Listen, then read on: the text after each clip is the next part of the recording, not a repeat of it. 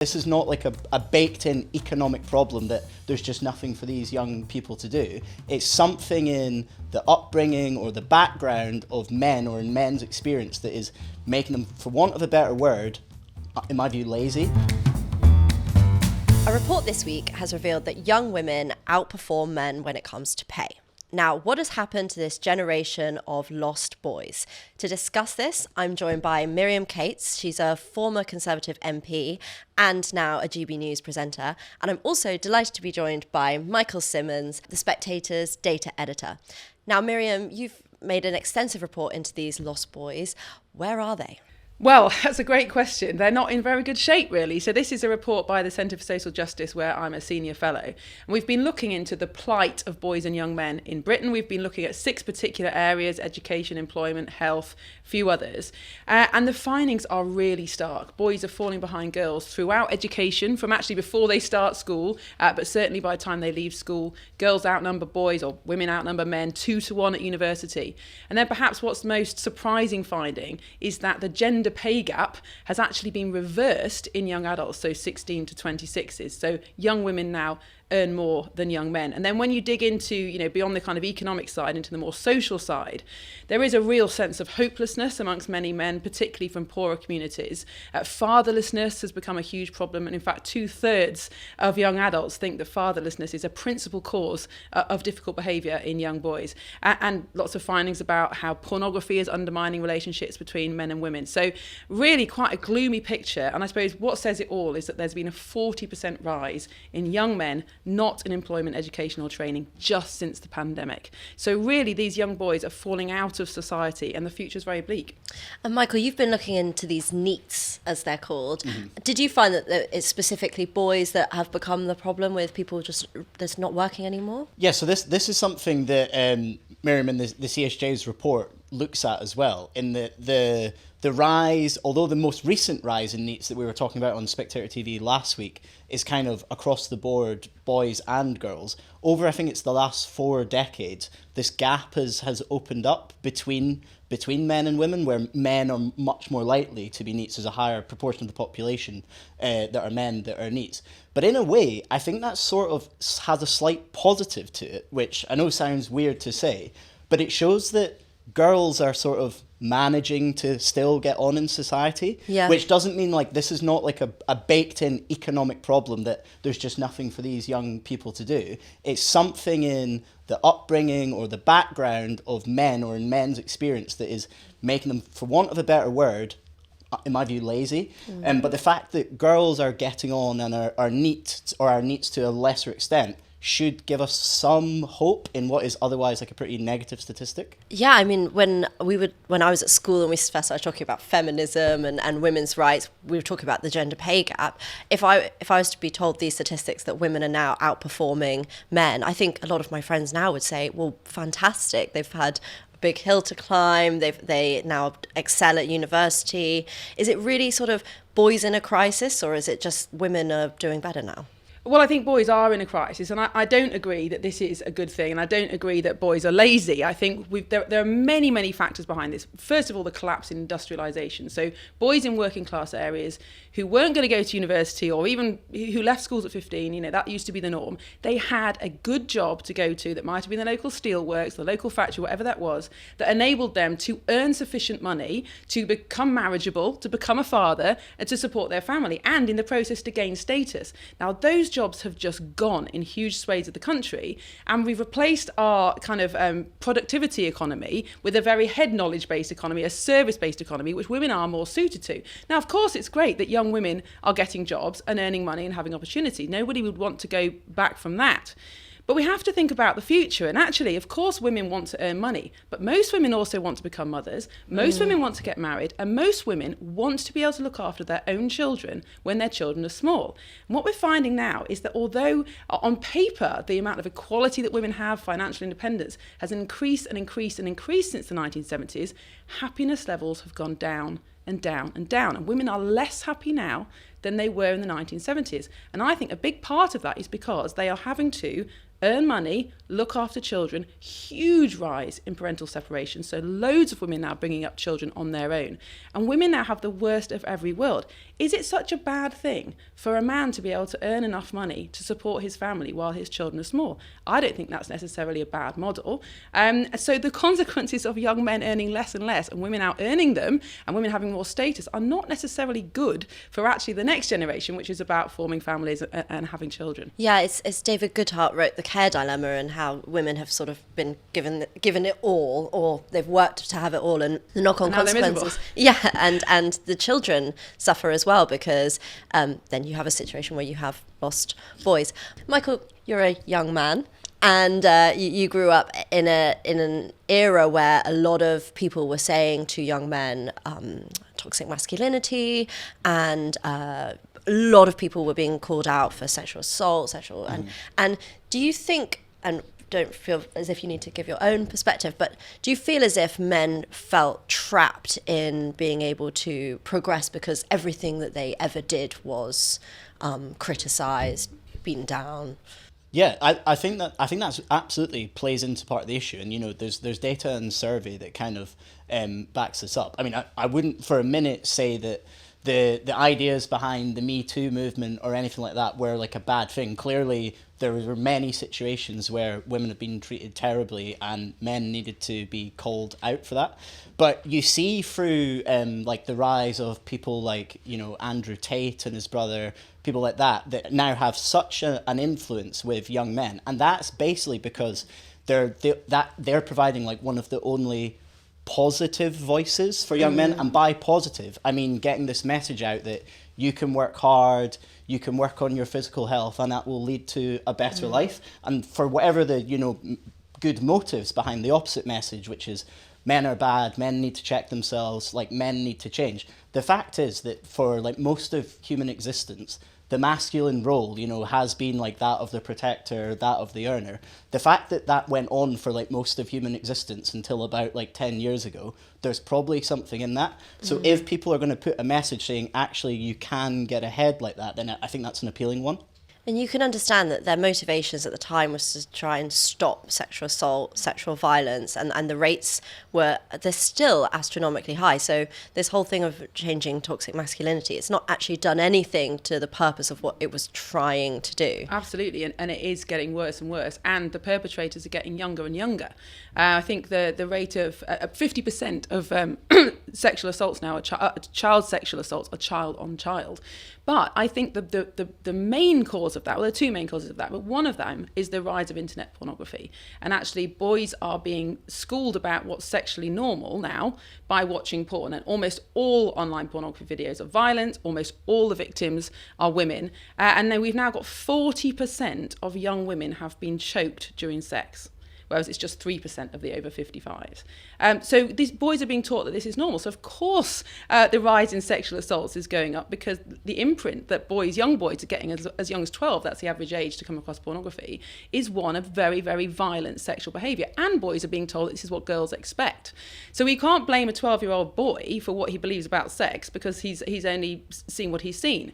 And I think we've forgotten that actually you don't just suddenly become a good man. The process of going from boyhood and all the natural characteristics that boys have, they are more aggressive than girls, they are more competitive than girls, all these kind of things have to be trained and socialised if you want boys to become good men who voluntarily protect women, who voluntarily respect women, who are courageous, who know how to be self-restrained. And that doesn't just happen. You need a father often for that to happen. That's incredibly important, to model what it means to be self-restrained, to respect women, to channel masculine gifts in a positive way. But also you need a society that respects the masculine virtues.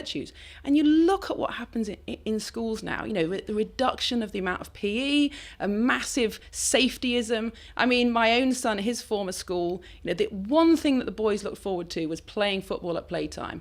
And yet they were told things like, if you kick the ball over the fence, you can't play football for a week. I mean, some of these boys were only coming to school to play football. So we've completely forgotten the difference between boys and girls, and actually what we have to do as a society to raise good men. It's not going to just happen.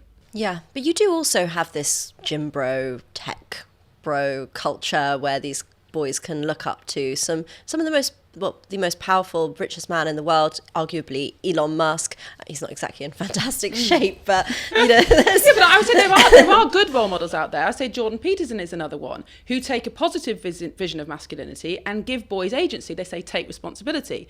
But you've got someone like Andrew Tate who takes a grievance narrative. So he tells boys they are victims, that they have been told they're toxic, and then he tells them how to get even. And of course, that's a very, very attractive narrative as well. But how do we channel more boys towards the Jordan Peterson, Elon Musk model, and away from Andrew Tate? And that means real role models in boys' lives, in the home definitely, in school, in society. Miriam, do you think women should still call themselves feminists? I'm a biological realist, so I absolutely believe that men and women are equal. I think they should be equal before the law, that they have equally valid roles to play in society, but I think they're different. I think that stems from our completely different biology and psychology, and that really we just need to return to a kind of empirical understanding of what it means to be a man or a woman, rather than this kind of enlightenment rationalist idea that men and women ought to be equal and ought to be the same, and therefore they are. And Michael, one of the things that you and I have spoken about before is how you treat men who are going through it, have mental health problems. Mm-hmm. Suicide is the highest amongst young boys, and we've sort of debated sometimes about how that there's like a sort of really female approach to medicalizing men's mental health issues. And some might say it's the best thing you can do for a man who's suffering mentally is suggest to them, go to the pub, go to the gym, exercise, because naturally men are conditioned to be more aggressive, whereas for women, talking therapy is statistically better.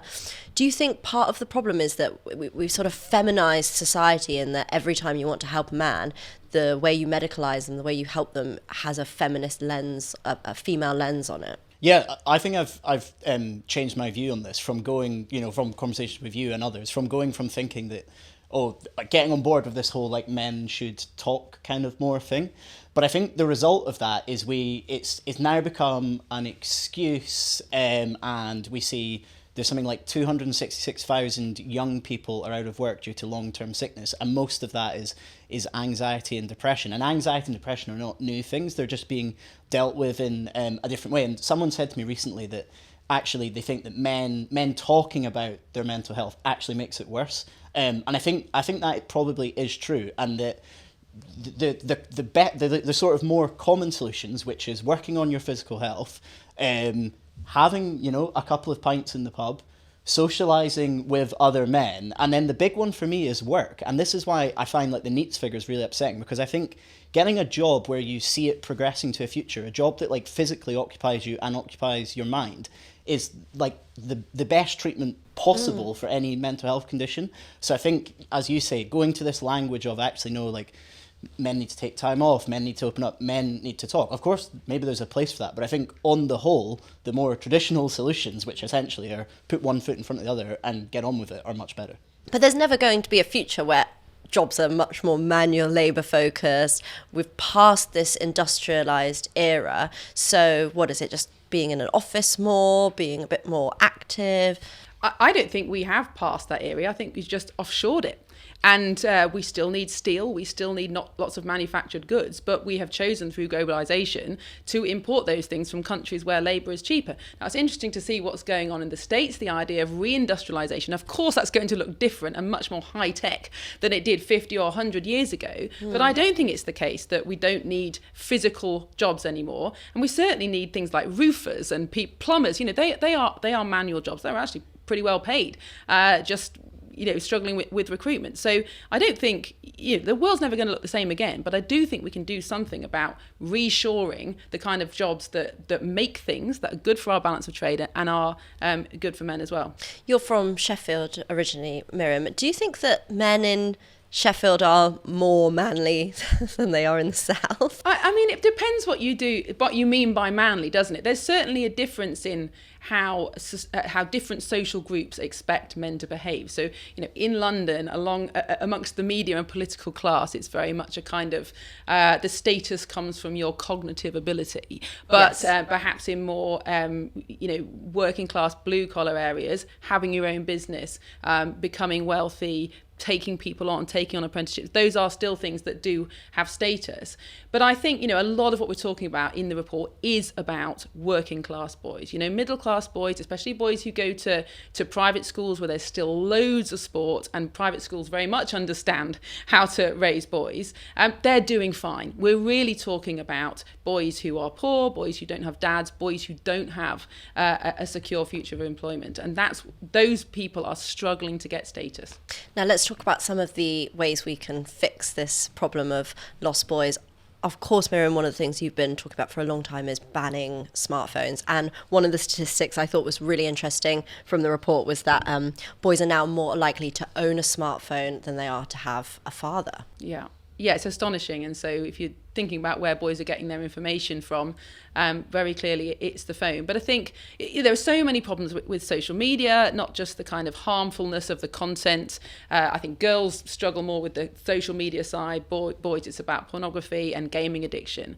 But it's the opportunity cost. If you're spending 13, 14 hours a day on your smartphone, that's 13, 14 hours a day you're not spending outside, socialising, doing physical activity, all the kinds of things that all children, but especially boys, really need to do in terms to grow and develop into adulthood. So, I do think that the addiction to technology and the use of screens has a big role to play in this. But I don't think it's the only one at all. I think what's happening in the early years is very interesting. And also, as I've already said, the rise in fatherlessness does seem to be having a huge impact on boys. And Michael, do you think it's a part of this issue is about having better role models, not just fathers, but your bosses could be better role models? That would involve people going into the office more. Do you think men need to look up to? There needs to be more of a society response. Yeah, on the office point, just to start with that, I think that's completely right. Working from home is obviously not the cause of this, but people being together in an office, people seeing other people that have done well physically is a huge thing, and it plays into what I think has gone missing for a lot of young men is just this concept of aspiration. When I was in school, we were lucky that smartphones didn't really take off towards the end of my sort of school career, and I remember for most of my childhood and teenage years, basically I was bored and waiting for life to start. So I was I need to get through my education because then I can get onto the career ladder and then I can make something of myself. And I know loads of younger men who are just content with their their basic living standard, that they've got an entry level job, they're very into gaming or whatever, and they just want to do that. And in a way, maybe people are happy like that, but the sort of macro level stats show that they're not. And I don't know where it comes from and who's going to give this, but we need to get back to this aspiration as being a good thing, that everyone wants to climb up and finish their life higher than where they started it.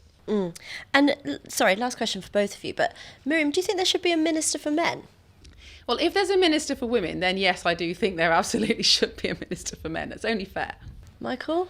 I'm not sure there needs to be a minister for men. I think it's just in everything we do, in every government ministry, we should be looking to solve these problems. I don't know if men need a champion. A governmental champion. A governmental champion, yeah. Miriam and Michael, thanks for joining us.